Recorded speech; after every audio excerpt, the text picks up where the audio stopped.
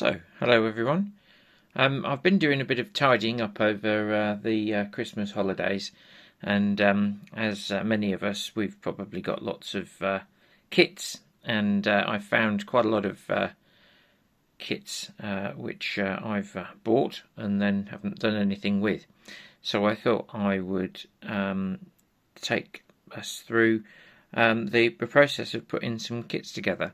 I will say that I'm no expert on putting kits together, but I do think that it's one thing that there isn't a lot of guidance about how kits should be put together, and sometimes I think it stops people trying when actually it's a really simple process.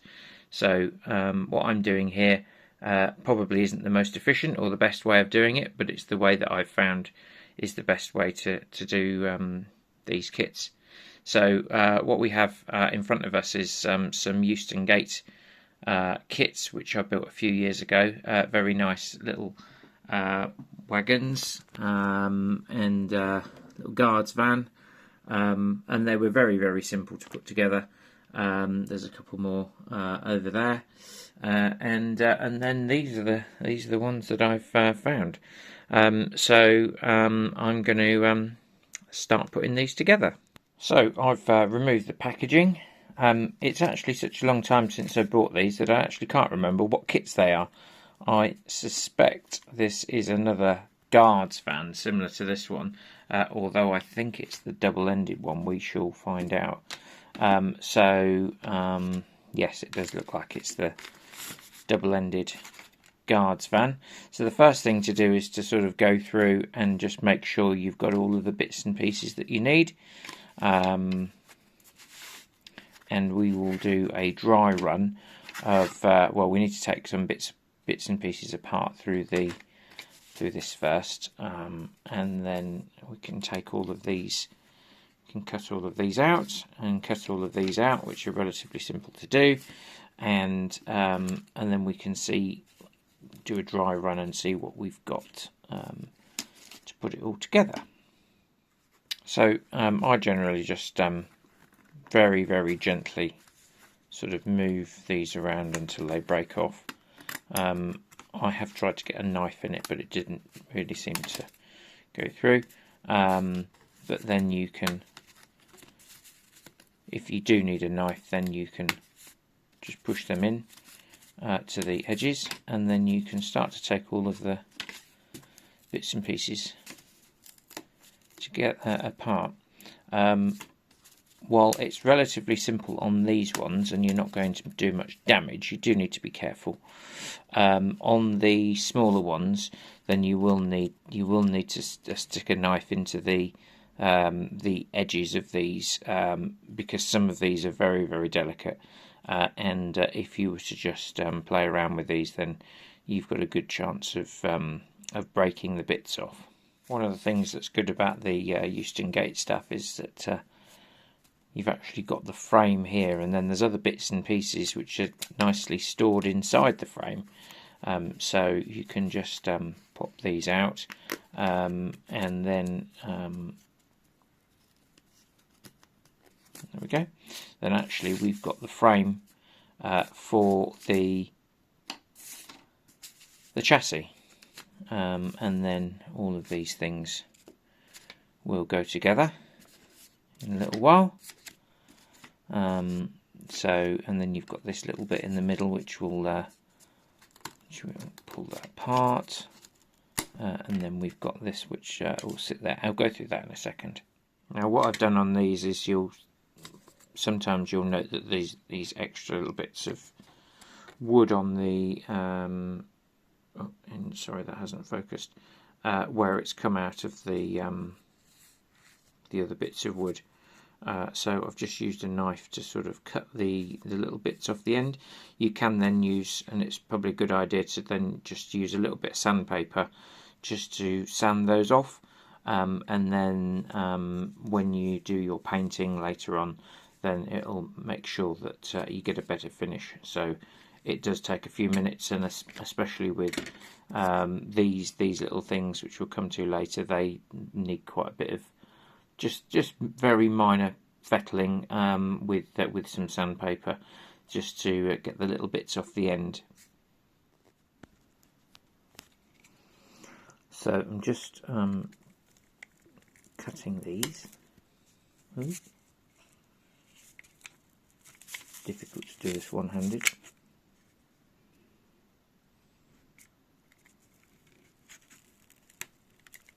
Just got to be very delicate with these. But once that's done, these things pop out quite easily. But you have to be careful because, as I say, these things are very, very delicate, and it's so easy to break them off. I mean, to be fair, once you glue the model together, then they can all sit together anyway. But it's a lot easier just to make sure you don't break these things off in the first place. So you do have to be super careful with these, and always make sure you've got something underneath to stop the knife going through. And then all of these things just pop out.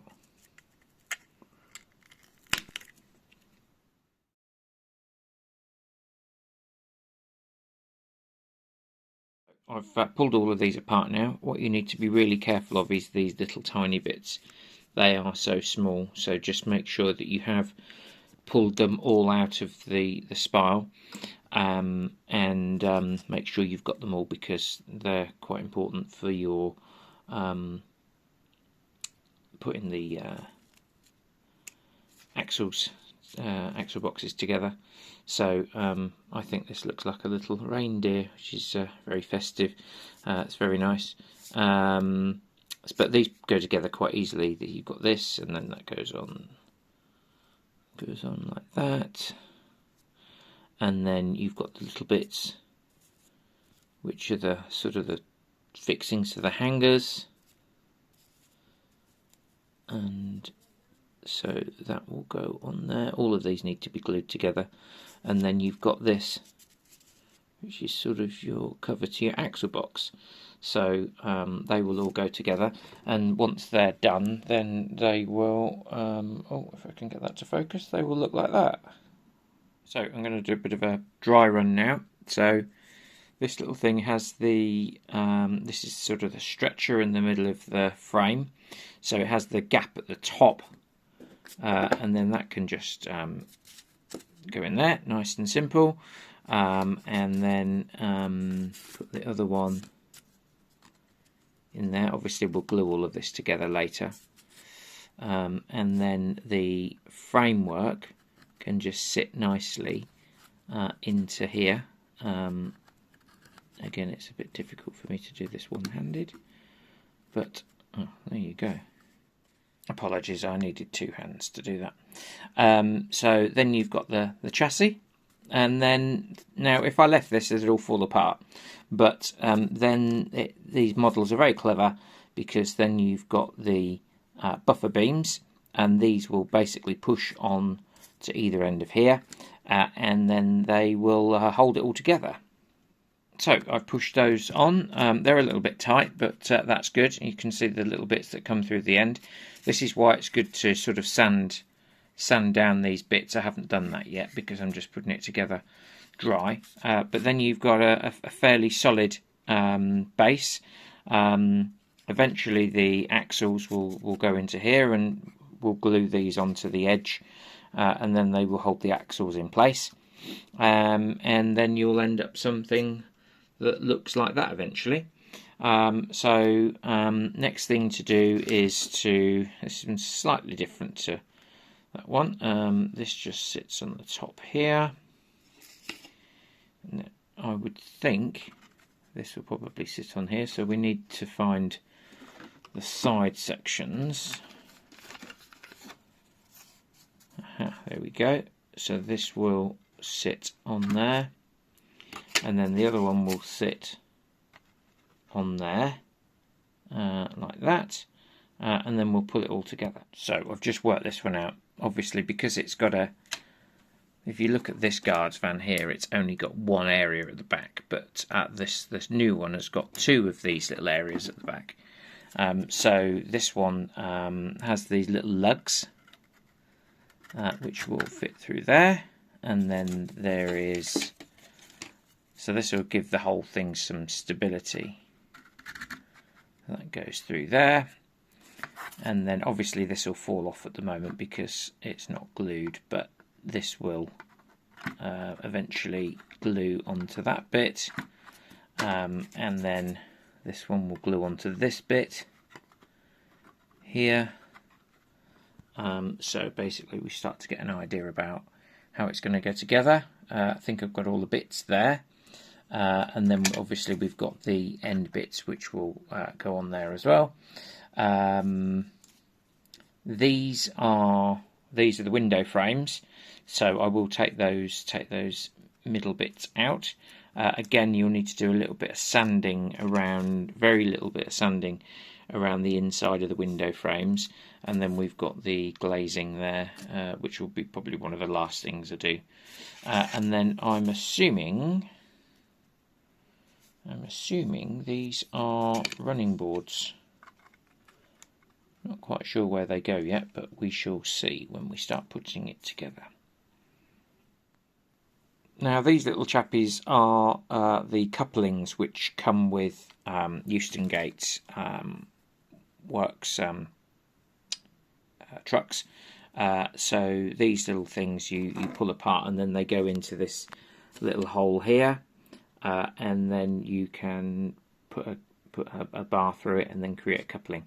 I prefer to, I don't use those. I get the little Brand Bright couplings. I just think they look better, and they just easier to use, and also it means I can be lazy and don't have to bend that little bit of wire. But you can use the Euston Gate ones. They do the job just perfectly. I just prefer to put the extra little couplings on myself. So now I'm happy I've got all of these bits and pieces. Then I'm going to start sanding all of these little edges of the spirals off. And then we will get on to the next stage of priming everything. These are the little bearings, and the bearings fit into these little holes in here. So that holds everything together later. Okay, now got my little reindeer, and you can see it's got these little bits on the top. So I'm simply going to rub these very, very slightly. You don't need to do much at all, and then that's nice and clean. It's got rid of all the bits off the top, and then there's obviously quite a few bits to do. These things tend to be really difficult because they're so small, and you do have to be careful not to go overboard on these, because you can do a bit of you can basically rub the whole thing away very quickly, because they're only made of MDF, so they're very easy to just sort of destroy. So yeah, anyway, I shall get on with that. That may take me some time.